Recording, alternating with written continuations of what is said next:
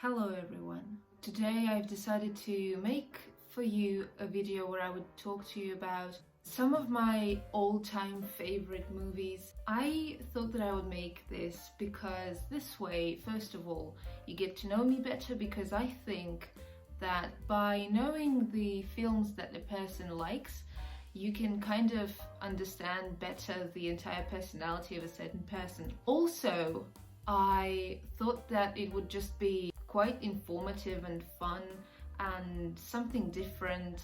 And I also would really love to know about your favorite films, and if you would like to leave me a comment saying something about your favorite movies, maybe making a list of them, maybe some of your favorite movies coincide with mine, which would be absolutely amazing. Tell me about that. Let's create like a mini film club here and share our favorite films, our suggestions for others. So now is my turn to share, and I am going to tell you about some of my favorite movies.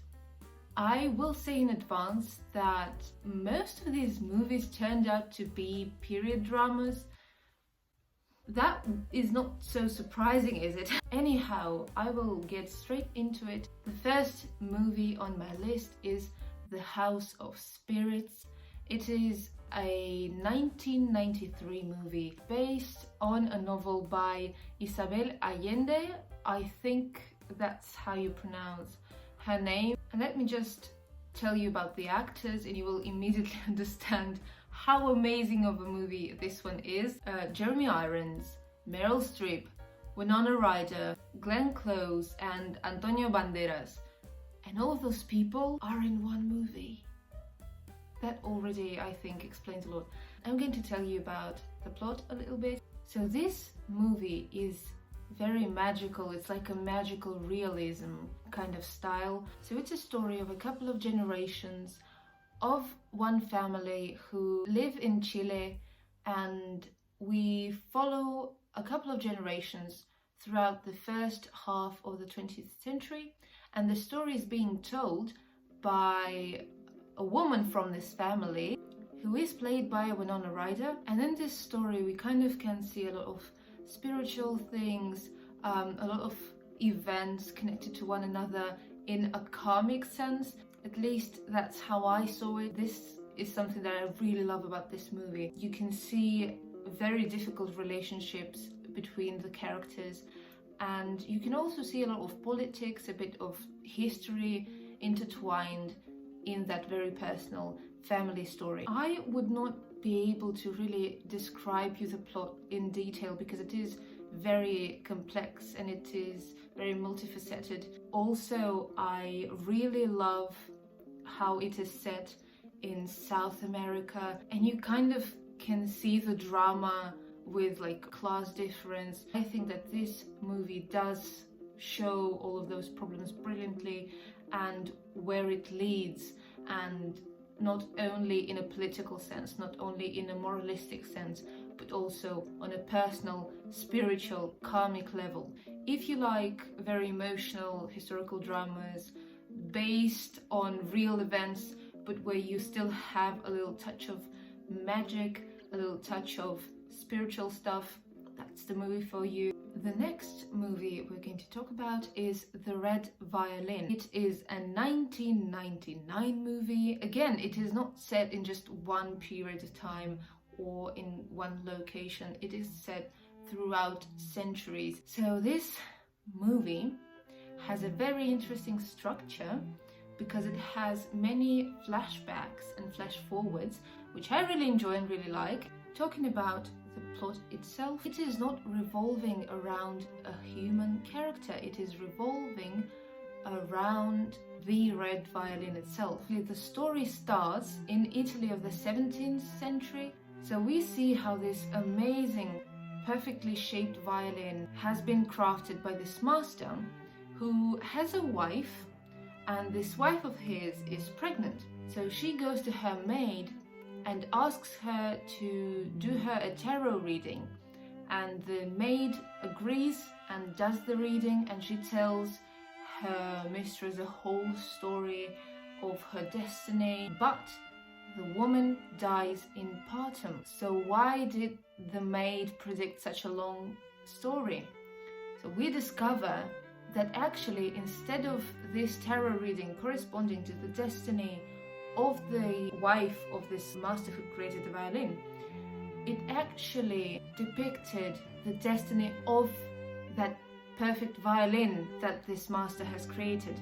From this point on, we follow the story of the violin, how it travels from one owner to another, how it ends up living in different countries, different centuries, different cultures.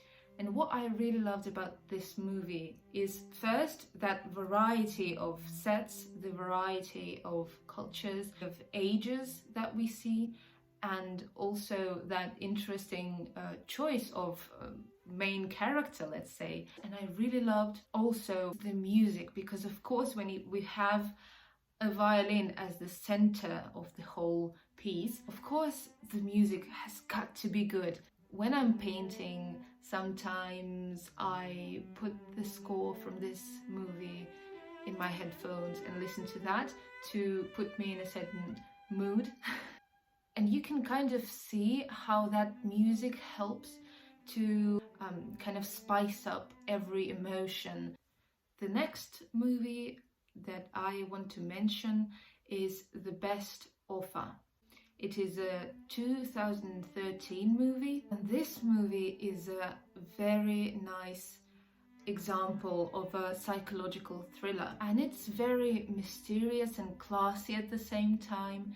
It has very beautiful aesthetics, very beautiful sets, and the most important thing is that this story just keeps you fully engaged, only to make your heart drop to the floor at the end. Also, the main character is played by Geoffrey Rush, or Jeffrey Rush. He plays this very arrogant, very selfish, very lonely, and quite eccentric man. And he is a managing director at art auctions, and he's like very famous in what he does. He's very good at his job. He is a specialist in art, and he even has his own huge collection of female portraits. But he's a very lonely person, and he kind of, he's at a point in his life where he doesn't find the meaning in all of that anymore. And then suddenly one day he's being offered a job to make a catalogue of some antique furniture and pieces of art that a young woman wants to sell from her giant mansion that she owns. And she lives in this huge mansion alone. The main character, he agrees to take on that job, although at first he didn't want to do so. But he gets intrigued by this woman because she acts very weird. She has this weird trembling voice. You can feel how she's kind of afraid and nervous all the time, and she has these mood swings.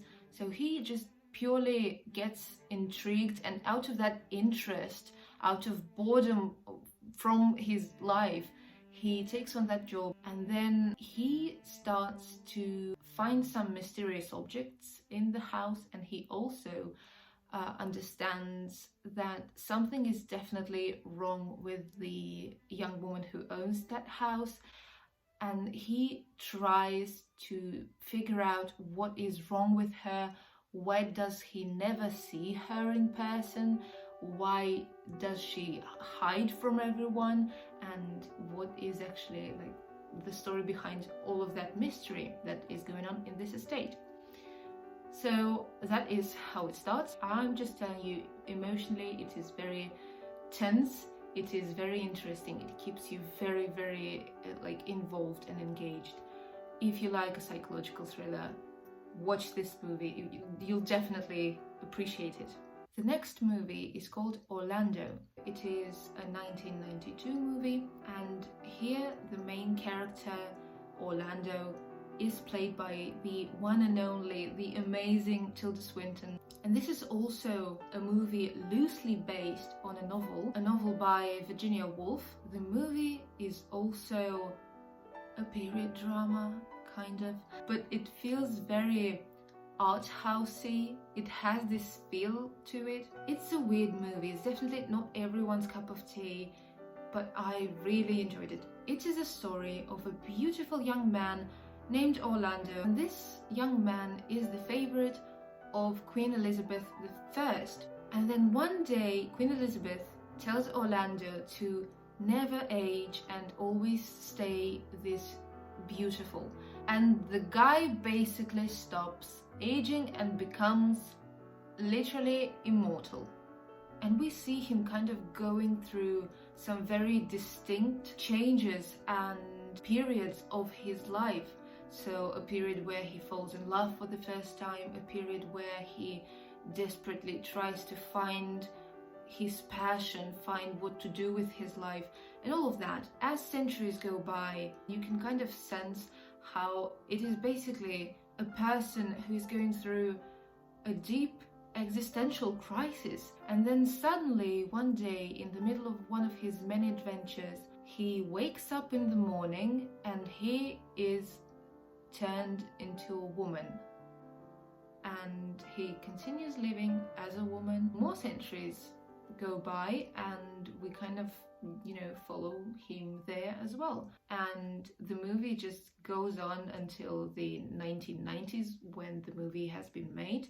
I really enjoyed the weirdness of this movie, the acting, because it doesn't feel very like traditional and realistic. It feels like you're watching more of a fairy tale than a historical movie. I also really like how all of those periods are shown. If you like Tilda Swinton and if you like movies that are a bit strange but very, very like whimsical and actually have quite an original and interesting story, watch this one. The next movie I'm going to talk about is Amélie, and it is a 2001 movie. I think that many of you probably already know about this one. If you don't, I'm still going to tell you about the plot. It is a romantic comedy, but as it is French, you can kind of not expect the typical like American style romantic comedy. It is very different from that. What we see here is a story of a very strange girl, a very strange main character. Amélie, played by Audrey Tautou, an amazing French actress. I'm really sorry if I mispronounce her name. I've watched this movie so many times, it's almost embarrassing. I don't know how can you watch a movie so many times. I've watched it in like every language I can understand. I watched it in Russian, I've watched it in English, I've watched it in French a couple of times. This main character, I absolutely love her because she's so whimsical, she's so weird, and she kind of interferes in other people's lives without their permission, without understanding that what she's doing is very childish. But this movie puts it in such a way, in such a light, that you empathize with her and you can see her point of view. You can understand why she lives this way. She is very lonely, so instead of having like real friends and a real personal life and all of that, she just lives in her head. She fantasizes a lot about things. But then one day she finds like a little box in her apartment in the bathroom, and she discovers that this box belonged to a young boy who lived in this apartment in the 1950s. And she decides to find this person to whom this box belonged, and she does that successfully, gives the box to him, but he actually doesn't even get to see her, and memories kind of come to his head and he gets all sentimental, and his entire life turns around from this event on. And that's how Amélie, having seen that reaction, she understands, she gets the idea that she needs apparently to change people's lives. She needs to like help people turn their lives around, and that's where the story kind of gets interesting, but it's actually interesting all along the way. I mean, I love the entirety of this movie. I think the comedy aspect of it is fantastic. It's brilliantly done. It's very unusual. It's very specific. But once you get into this atmosphere, and this movie does it brilliantly, it kind of makes you feel the main character. And the atmosphere of this movie is also very warm. It's very comforting. The colors, like even the color choice, there are lots of reds and greens, which gives it kind of a retro feel, and it just makes this world very unique. You see that it is set in Paris, but it's a different Paris. It's not how you see it. It's not how a normal person sees the city. It is her world. It is the world of the main character. I love this movie. It also inspires me a lot. Every time that I feel a bit tense or stressed or just depressed or anything, I know that if I put this movie on, I will immediately feel much better. So if you need to watch something light and something that would make you want to live life and just experience it, watch this movie. I highly recommend it to you. The next movie that I want to talk about is called Memoirs of a Geisha, a 2005 movie, and I could probably say that out of all my favorite movies of all times, I think that's the ultimate favorite movie.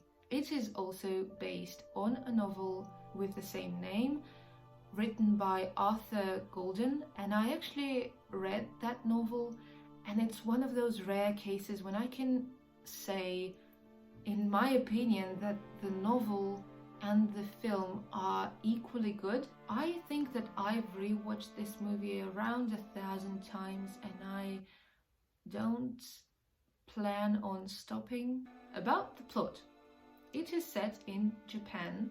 The story begins in the 1920s and it goes on up until the end of the 40s, I think. So it is a story of a young girl called Chiyo who gets sold by her own father into an okiya in Kyoto. An okiya, from what I remember, is like a community of houses where geisha live, and they kind of form one big family of a kind. And Chiyo also has an older sister who gets sold into another house, another district. So Chiyo ends up in this completely unfamiliar place, a new situation, abandoned by her father, abandoned by her family. And so the mistress, the owner of her okiya, decides that Chiyo has to study to become a geisha in the future, and Chiyo starts going to